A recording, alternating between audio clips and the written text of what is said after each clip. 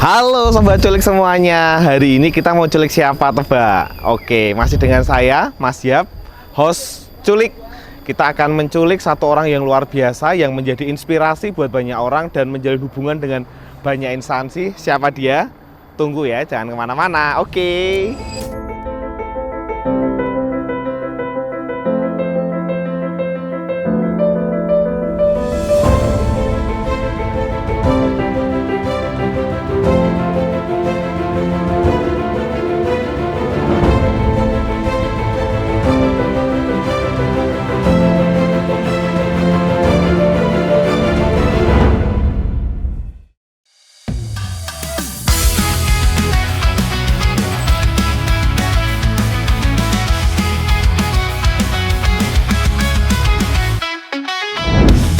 Menyusuri jalan cerita, tokoh inspiratif dari Nusantara. Mobil melaju, cerita pun dimulai, roda berputar, penuh badan besar. Jalan panjang, penuh harmoni. Culik, cerita unik lokal, inspirasi kita.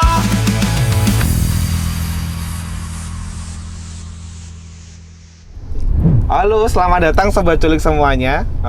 Cerita unik lokal, inspirasi kita. Ya, kita hari ini menculik orang yang luar biasa yang akan menjadi inspirasi buat teman-teman semuanya. Jadi jangan kemana-mana, masih bersama saya, host fenomenal, Mas Yap. Jadi teman-teman jangan kemana-mana, tetap tonton channel ini ya sampai akhir. Begitu. Di episode kali ini kita akan bertemu dengan seorang yang luar biasa yang menjadi inspirasi banyak orang. Siapakah orangnya? Nah, silakan Pak, bisa langsung perkenalkan diri Pak. Halo, kebetulan saya aslinya dari Rembang, kemudian masuk ke Wonogiri. Oke, siap. Sebagai guru SMK. Jadi saya guru SMK. Hidup saya pindah-pindah. Dulu di Timur 10 tahun, kemudian masuk ke Karanganyar sebagai guru SMK. Iya. Di sana STM dulu, kemudian Iya. masuk ke STM, kemudian sampai Wonogiri. Saya memang di dunia vokasi. Oke. Sejak pertama jadi pegawai negeri. Oke, begitu. Nah, itu sedikit singkat perkenalan singkat. Sekarang sebagai apa Pak? Berarti Pak jenengan Pak? Kebetulan sekarang saya ditugasi sebagai kepala sekolah di SMK Negeri 2 Wonogiri. Oke, kita akan bahas banyak tentang sekolah vokasi itu apa dan bentuknya kayak gimana, kenapa bisa menjadi inspirasi salah satunya. Nanti kita akan ngulik. Jadi Pak Putra nih baru pulang dari Jerman ya Pak ya? Ya, kebetulan saya kemarin dapat undangan ke Di Jerman. Jerman jualan apa Pak?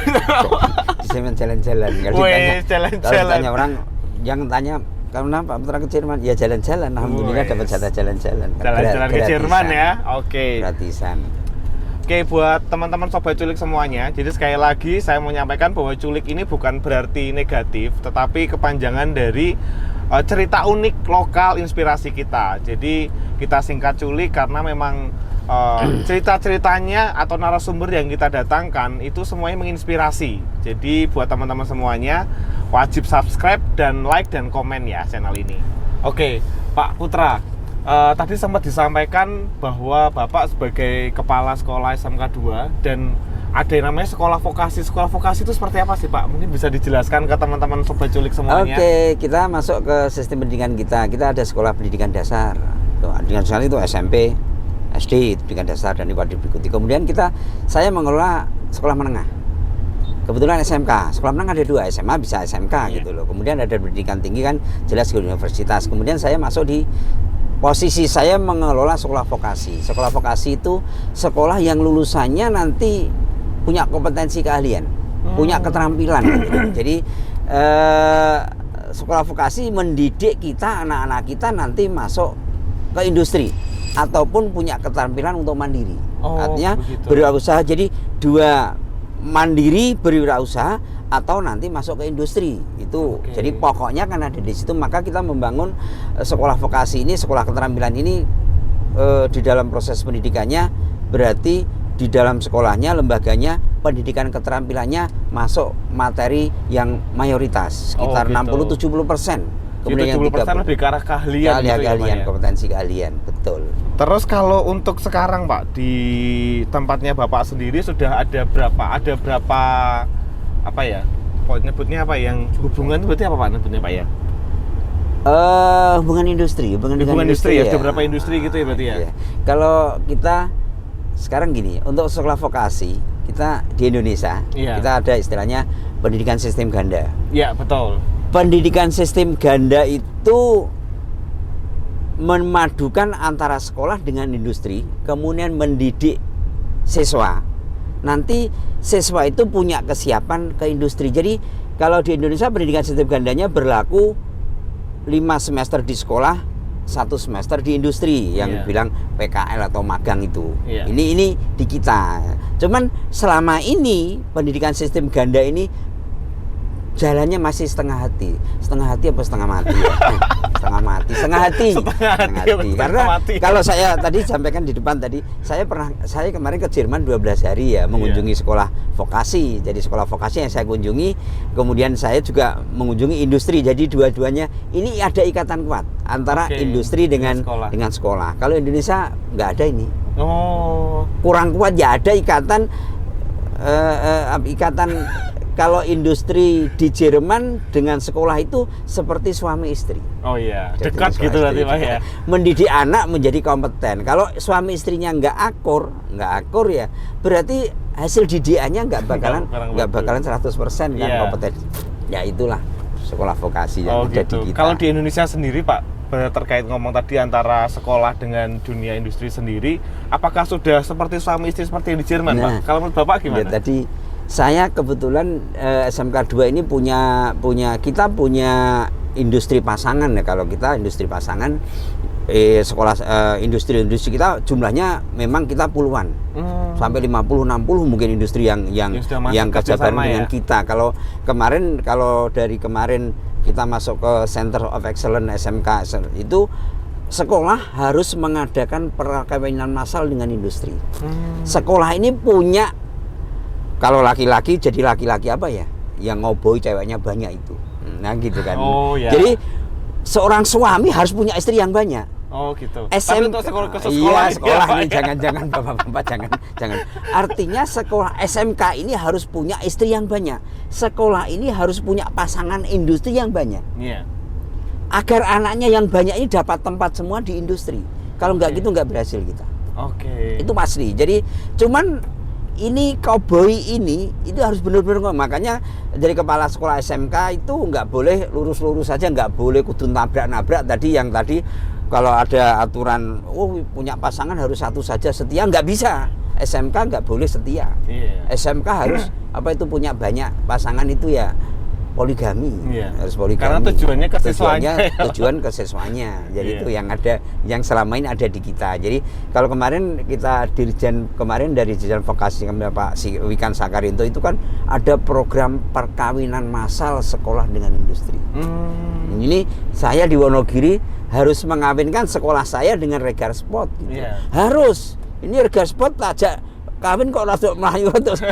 Ini kan ini masa diganti Pak Putra takut saya gitu ya. Ini Om Jum ini harus merubah mindsetnya dekat dengan Pak Putra untuk kepentingan anak-anak mengembangkan perusahaan. Jadi perusahaan bisa berkembang sangat pesat karena didukung oleh industri juga. Oleh sekolah dan penyiapan tenaga kerja itu tadi. Karena kan juga kalau kita lihat sekarang kan banyak juga industri itu kenapa nggak ngambil anak SMK karena kompetennya katanya tidak mencukupi atau tidak sesuai dengan standar. Nah, makanya harus ada hubungan gitu ya, Pak ya. Ada hubungan yang dekat.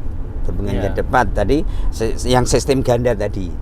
Kalau yang menjadi kendala selama ini Pak, kenapa kok di Indonesia ya terutama ya itu tidak bisa dekat antara industri dengan SMK itu karena apa Pak? Nah sekarang saya kalau bicara berdasarkan hasil saya kunjungan kemarin ke Jerman ada program namanya Ausbildung. Ausbildung itu siswa dididik di sekolah vokasi dan di industri. Dia di industri 3 hari, di sekolah 2 hari. Jadi lebih banyak industrinya. Jadi nanti dalam periode 3 tahun dia kompeten dalam bidang itu. Misalnya mau jadi pelayan toko berarti dididik di sini dan di sini. Dan ini terjadi ikatan yang sangat kuat. Jadi misalnya gini aja, Regar Sport. Perkiraan tahun depan saya butuh 5 tenaga kerja. Ngambil di saya. Nanti kita didik di situ 3 hari, di saya 2 hari. Nggak apa-apa, saya siap. Nanti 2 harinya kembali ke sekolah kita didik secara teori. Prakteknya ada di sana. Jadi ini ada ikatan yang kuat antara. Jadi ini sistem ganda. Kalau sistem ganda di kita 5 semester 1 semester. Iya. 5 semester. 5 semester sekolah, 1 semester di industri. Iya. Kalau di Jerman 3 di industri, 2 di sekolah. Jadi kita ikatannya ke industrinya lebih banyak. Jadi anak dididik lebih banyak di industrinya daripada di sekolah.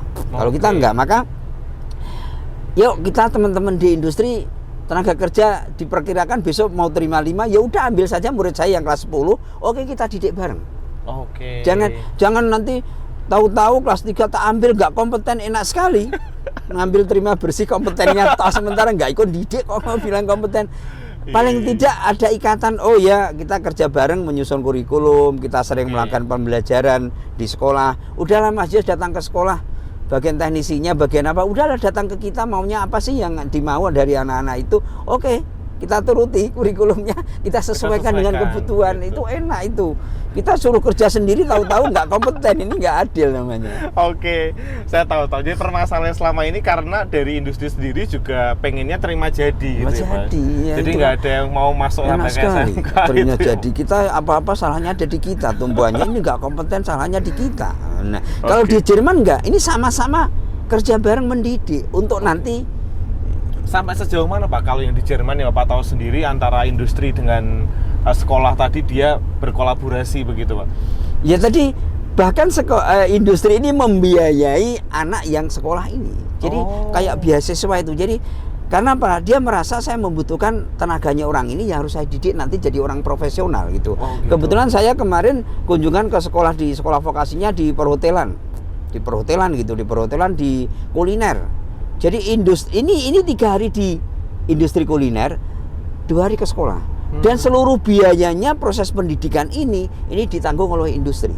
Oke. Jadi rencana kita mau kalau anak-anak Indonesia kan di pemerintah Jerman kan mengatakan silahkan datang ke kita. Kita punya program Ausbildung. Nanti kita biayai semuanya anak-anak untuk melakukan proses pendidikan di sini. Jadi ini beda dengan Indonesia kan? Iya. Di Indonesia beda. Mungkin orang Indonesia takutnya gini Pak, nanti setelah dibiayai ternyata diambil sama orang lain gitu, gimana Pak? Ini sudut pandang saya misalnya saya jadi pemimpinnya, kalau menurut Bapak gimana? Ini kan sementara kan ini selama itu industrinya bagus, nggak mungkin anak lari. Nggak mungkin. Misalnya di tempatnya Riga Sport, anak sudah dididik situ 3 tahun di sekolah saya langsung ke Riga Sport. Jadi 3 tahun kelas 10 ini Riga Sport, saya prediksi tahun depan atau 3 tahun kelas 10 ada, kelas 11 ada, kelas 11 ini masing-masing 5 nanti untuk diplot ke sana. Yuk kita didik bareng. Selama proses pendidikan kan kita bisa melakukan ikatan dalam bentuk yang lain dengan siswa, dengan jaminan apa, dengan apa gitu. Kan itu bisa kita lakukan, kekhawatiran itu bisa kita selesaikan. Gitu. Nah, terkait dengan kemitraan, misalnya ini ada industri yang mau misalnya minat dengan SMK gitu. Terus prosedurnya seperti apa Pak cara-caranya? Nah, kita juga tadi kita menyangkut digitalisasi, modernisasi. Kita sudah punya MOU kerjasama dengan industri kita banyak sekali. Ada New Armada, ada Denso, ada PT TNA. Kita banyak kerjasama dengan industri itu. Jadi kita punya ikatan banyak dengan mereka. Kemudian mereka butuh tenaga kerja, jumlahnya berapa sih? Saya butuh 50. Karena industri itu punya banyak kerjasama dengan sekolah-sekolah. Oh, ngambil dari saya 5. Oke, ngambil saya 5. Kita akan seleksinya nggak usah datang ke kita, nggak. Kita sudah pakai sistem kita soal-soalnya sudah dari sana semua lewat online. Kita sudah seleksinya online, pendaftaran online, semuanya sudah online. Ini ada di kelas 12, di kelas 3. Jadi ini nanti bulan kemarin, Desember, Januari, Februari ini proses perekrutan tenaga kerja secara online. Jadi kita sudah membangun kerjasama dengan industri, mulai dari proses pembelajarannya sampai pada perekrutannya kita sudah online. Nah, kita jarang ketemu dengan industri. Oh gitu. Berarti bahkan sudah memanfaatkan digitalisasi. Oh sudah, ya, kita ya? sudah. Oke. Apa strategi yang Bapak gunakan untuk memastikan selain kerjasama dengan industri tadi ya Pak ya, lulusan SMK Negeri 2 Wonogiri memiliki kompetensi yang sesuai dengan kebutuhan industri? Oke. Industri yang datang ke kita, itu mereka mengatakan, wah prosesnya bagus Pak. Kemarin waktu kita pelantikan Taruna, semua industri kita undang.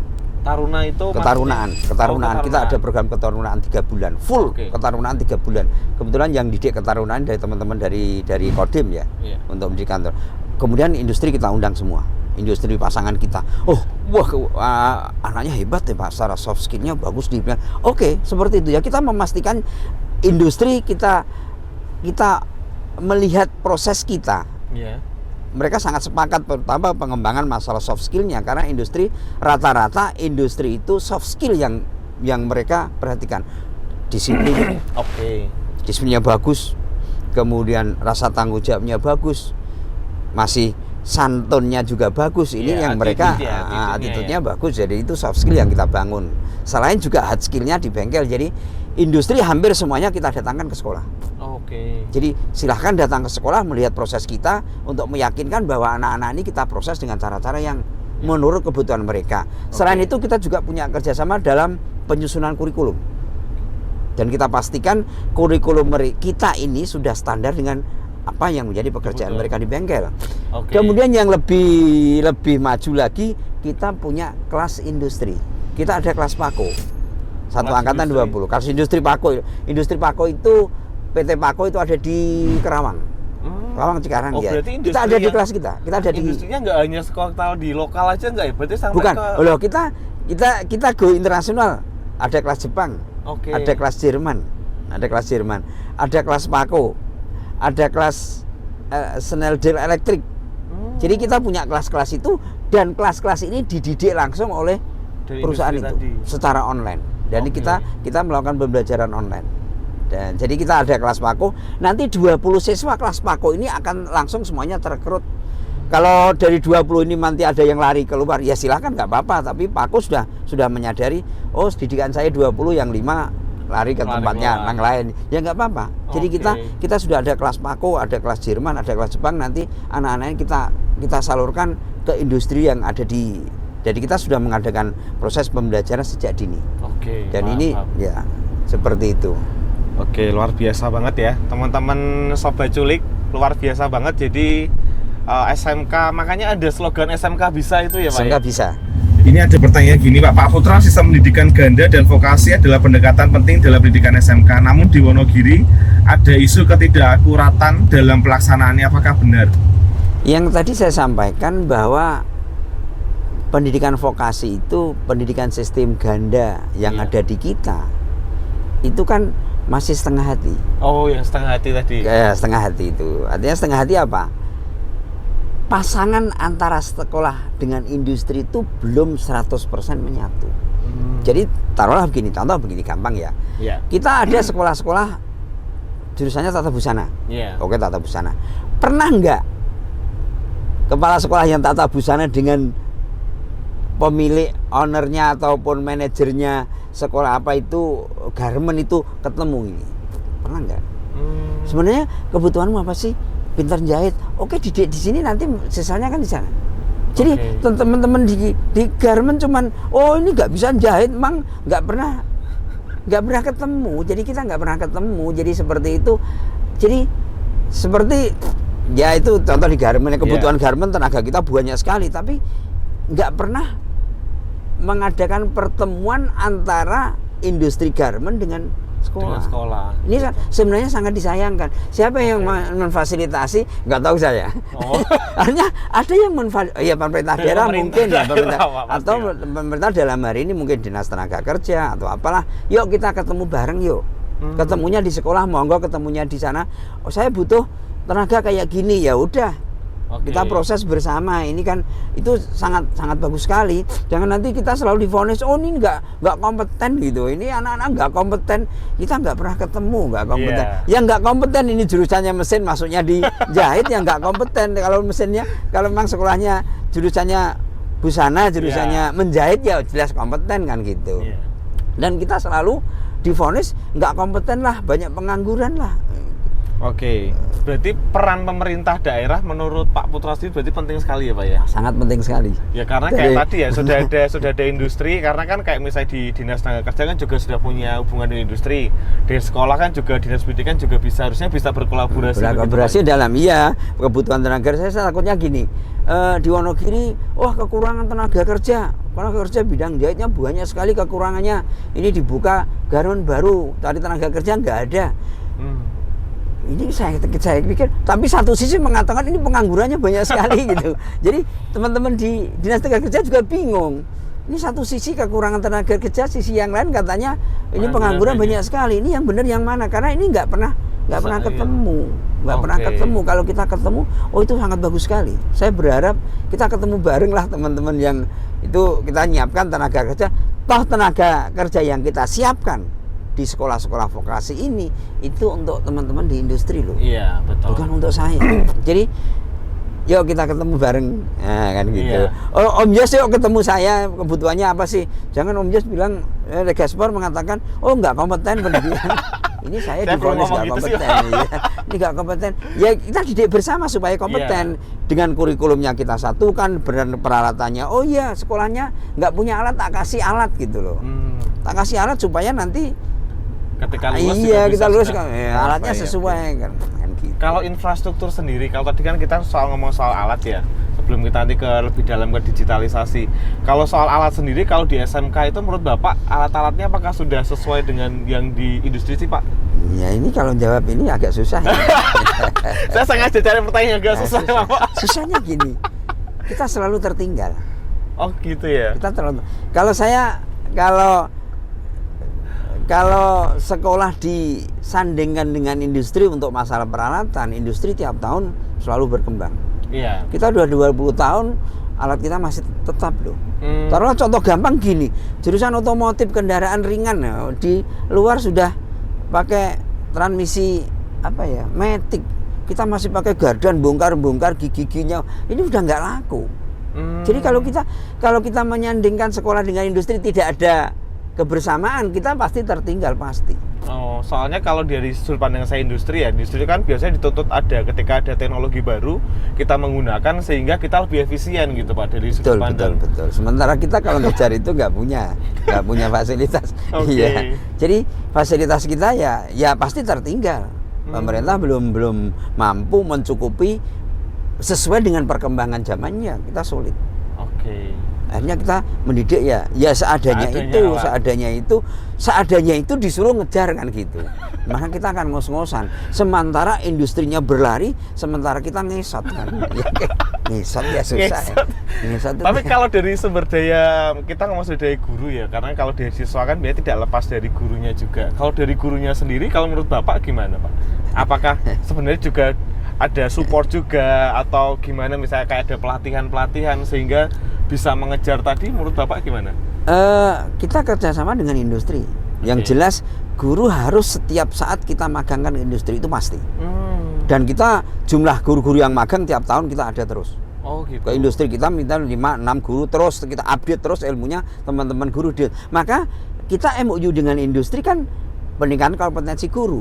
Oke. Magang 1 bulan, oke kita kirim ke Kudus, tempatnya industri elektronik di sana. Oke kita kirim ke Cikarang, ke industri. Terus kemarin kita ke PT Pako, kita kirim ke PT Pako, kita kirim untuk update update ilmunya teman-teman guru untuk mengejar kompetensi anak supaya tetap sejalan dengan industri. Jadi kalau itu nggak masalah, insya Allah teman-teman guru nggak masalah. Tapi ya tadi dengan jalan kita SMK harus pinter membangun kerjasama dengan industri untuk memagangkan teman-teman guru selain siswa yang 6 bulan tadi. Oke. Kalau untuk wilayah ya, kan biasanya kan ada yang magang itu kan di tempat yang jauh gitu itu. Dari siswa sendiri ada kendala apa enggak ya Pak? Atau emang kamu wajib atau biasanya siapa yang mau atau gimana biasanya untuk penanganan itu Pak? Ya kita anak-anak ini kita tawarin mau magang di mana. Jadi industri tempat magang ini sangat terbuka. Kita kalau ke daerah Jabodetabek, kemudian ke Cikarang, ke Karawang, ke sana, ke Bekasi ini banyak sekali industri. Dan ini posisinya anak-anak ini magang. Artinya dia digaji. Anak-anak ini digaji loh, bukan gratis. Ada sampai 3 juta, 3,5, 2 juta tergantung kemampuan dari industri itu. Setiap bulannya. Jadi, setiap bulannya. Jadi anak pulang bisa HP-nya baru loh. Anak pulang bisa, kontornya ditukar yang baru Pak, ini saya dapat gaji dari kemarin magang 6 bulan. Jadi kita usahakan industri, karena apa yang dikerjakan anak itu Itu kan juga menghasilkan. Betul. Ada kepedulian. Yang tadi sistem ganda tadi. Iya. Industri ya ikut korban lah. Nah, dan kita memagangkan anak kita 6 bulan full. Biasanya kita sudah adakan perjanjian dengan industri. Setelah nanti misalnya kita 20 anak ke industri A gitu. Kalau memang anaknya kompeten, langsung besok lulus ditarik sama mereka. Jadi itu yang kita harapkan seperti itu. Jadi kita bergandengan dengan industri, tidak hanya magang saja, tapi sampai perekrutan tenaga kerjanya. Wah, luar biasa banget ya Sobat Culik ya. Jadi bisa dipikirkan sampai ke sana tujuannya siswa-siswanya itu ketika lulus juga langsung dapat pekerjaan gitu ya. Oke, sekarang kita masuk ke digitalisasi, Pak. Pak Putra, di era digitalisasi ini kan menjadi kunci hubungan antara dunia pendidikan dengan industri. Contohnya tadi kayak misalnya ada ujian online, kemudian ada misalnya pembelajaran online, betul. Nah, selain itu untuk digitalisasi yang menjadi hubungan antara dunia SMK dengan industri sendiri apa Pak? Yang bisa gali misalnya seperti itu. Ya tadi kan ada pembelajaran sistem, kita pembelajaran industri ke sekolah. Kita punya kelas. Kelas-kelas ini pembelajarannya dari sana semua loh. Ada kelas PAKO, ada kelas itu salah satu. Kemudian sistem perkuran tenaga kerja. Mulai dari pendaftaran sampai nanti finish, kita nggak pernah ketemu dengan industrinya loh. Kita sudah sepakat sistem seleksinya, sistem pendaftarannya pakai online, kemudian sampai sistem seleksi tulisnya sampai online, kemudian kita menangani check up kesehatan, kita laporkan secara online, semuanya online. Itu yang kita bangun selama ini. Jadi digitalisasi kita manfaatkan untuk meringankan kerja kita, efisiensi dari sisi anggaran dan lain-lain. Dan saya pun ketemu teman-teman di industri, kita nggak ketemu harus ke Jakarta, berapa biaya yang tak keluarkan. Betul. Dan kita 3 industri kita zoom, yuk kita bareng apa yang akan kita lakukan untuk seleksi besok. Jadi kita melakukan itu kalau kita hubungannya dengan industri itu efisiensi ya. Kemudian di dalam intern sekolah sendiri, sistem magang kita PKL pemantauan 6 bulan, kita pakai sistem online semua. Jadi anak-anak hari ini ngisi data-data di Google-nya, kemudian bisa kita pantau. Hari ini kerja apa sih dia, setiap anak itu. Jadi kita sudah melakukan, kemudian pemantauan. Kalau dulu kan, kita ada lembaran agenda kita tulis hari ini tanda. Enggak, sekarang enggak pakai itu lagi. Dan kita sudah pakai sistem digital. Jadi anak selesai hari sore ini langsung rampung, bisa kita pantau. Kemudian kemudian di sekolah kan Pak Putra kerjanya jalan-jalan loh. Kerjanya jalan-jalan Pak Putra kerja. Padahal surat yang masuk hari ini ada 5 loh. Kalau nunggu disposisi saya, padahal besok harus berangkat. Enggak. Saya pakai digitalisasi semua loh ini. Jadi ini saya ini ada ini sampai sini ada 2 surat masuk. Dan ini kita pakai sistem pakai sistem langsung disposisi, dosisnya apa, kemana, ke siapa, langsung saya di sini. Jadi sudah ada pemberitahuan ke HP saya, Pak Putra ini ada surat dari Dinas Tenaga Kerja misalnya. Disebut kepada siapa, besok ada rapat gitu. Ini ada. Nah, ini gitu, sudah ada berangkat. Jadi saya enggak.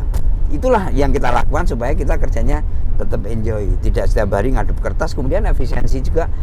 Kita kalau dulu kan pakai kertas di posisi kita tulis, sekarang kita enggak. Kita itu sudah kuno, kita tidak. Jadi itulah namanya kepala SMK harus punya terobosan. Kepala SMK itu harus kayak gitu.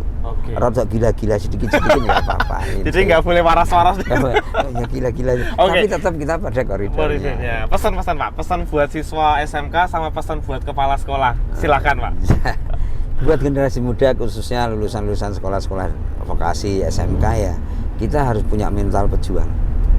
Kita harus punya mental pejuang, mental yang bagus, mental yang kuat untuk menyongsong masa depan. Itu harus kita lakukan. Karena apa? Persaingan kita sangat berat, nggak hanya berat.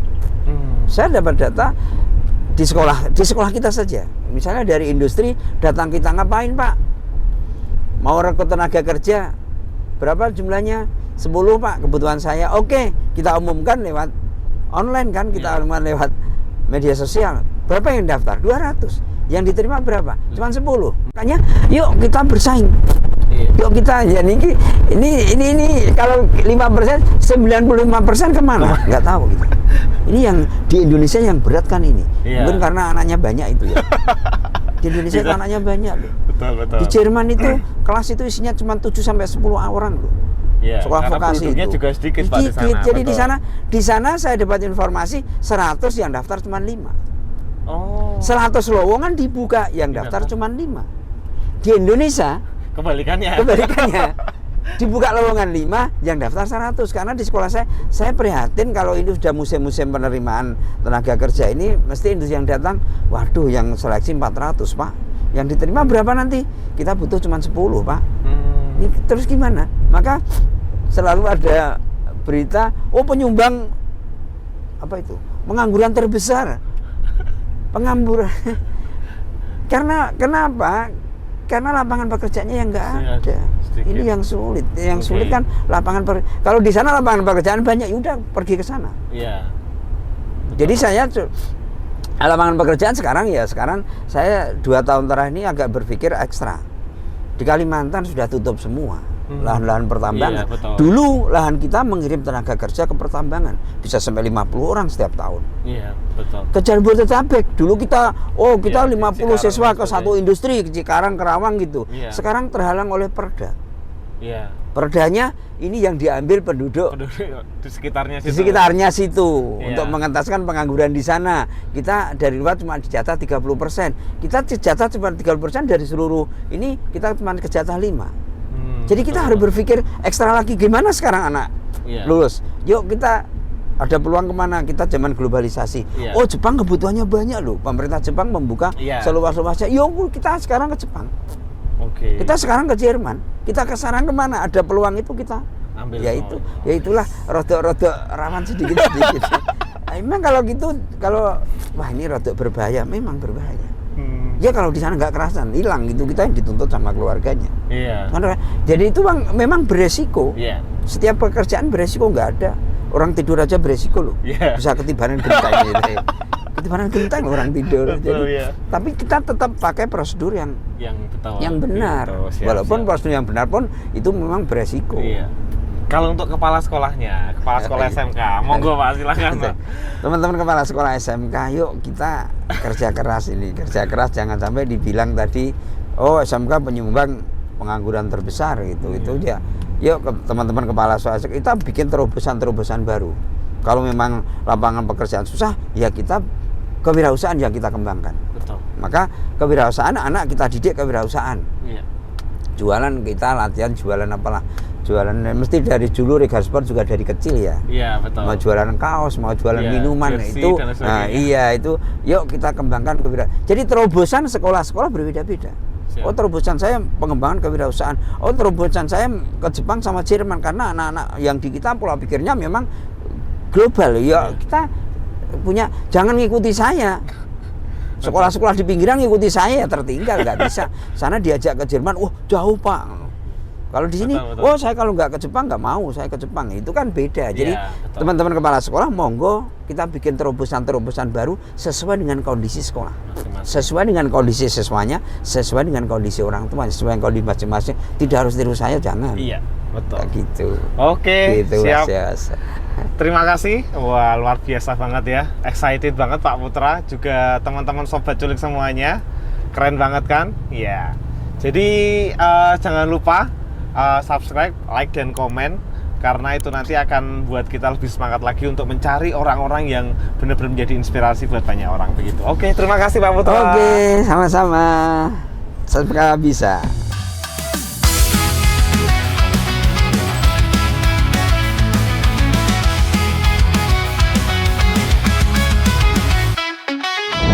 Berjalan menyusuri jalan cerita, tokoh inspiratif dari Nusantara. Mobil melaju, cerita pun dimulai. Roda